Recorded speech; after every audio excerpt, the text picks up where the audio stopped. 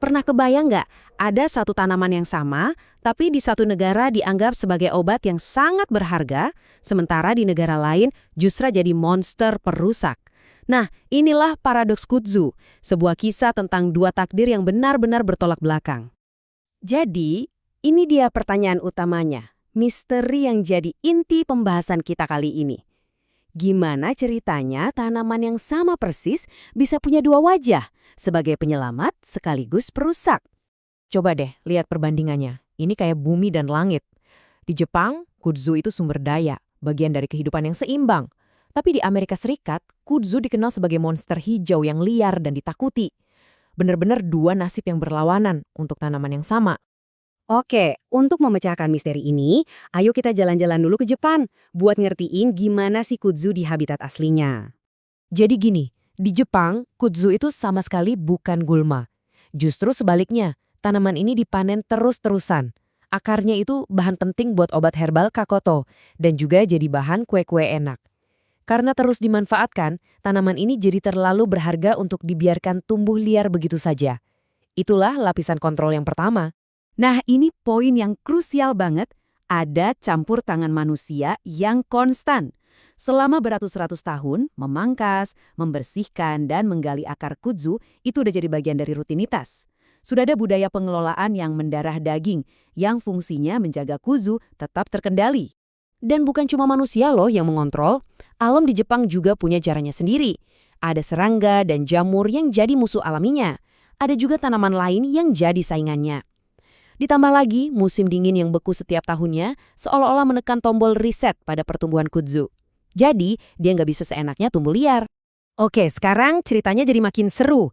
Gimana ceritanya tanaman yang sopan di Jepang ini bisa sampai ke Amerika? Dan di mana letak kesalahannya? Kita mundur sedikit ke tahun 1930-an.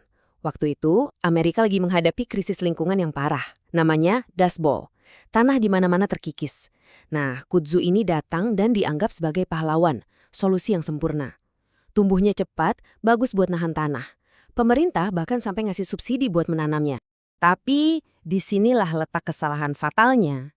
Bayangin deh, Amerika itu ibaratnya mengimpor sebuah teknologi canggih, si tanaman kudzu ini, tapi mereka lupa bawa buku panduannya.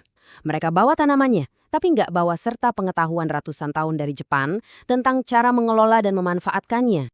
Dan ya, tanpa buku panduan itu, solusi yang tadinya diharapkan jadi pahlawan malah perlahan berubah jadi mimpi buruk yang mengerikan.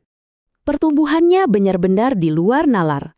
Coba bayangin, tanaman ini bisa tumbuh sampai 30 cm bukan per minggu ya, tapi dalam satu hari. Kecepatan super ini, ya jelas menciptakan skala invasi yang bikin merinding. Kudzu sampai menutupi area seluas 7 hingga 8 juta hektar. Biar ada gambaran, itu kira-kira seluas seluruh pulau Kyushu di Jepang.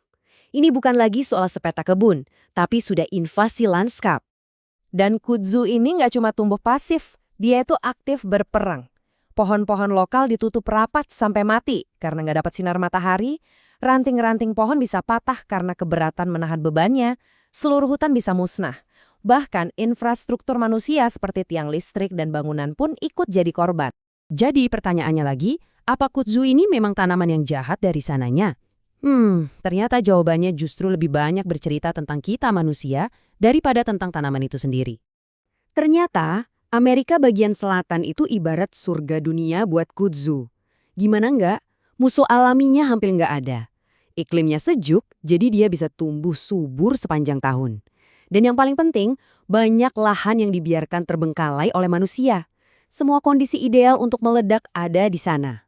Nah, ini dia pelajaran utamanya. Sebenarnya bukan tanamannya yang berubah, tanamannya masih sama. Yang berubah itu konteksnya, lingkungannya. Di sebuah tempat yang nggak punya batasan, nggak ada kendali, kudzu cuma menunjukkan potensi sejatinya. Pada akhirnya, kisah kudzu ini bukan cuma soal tanaman kan?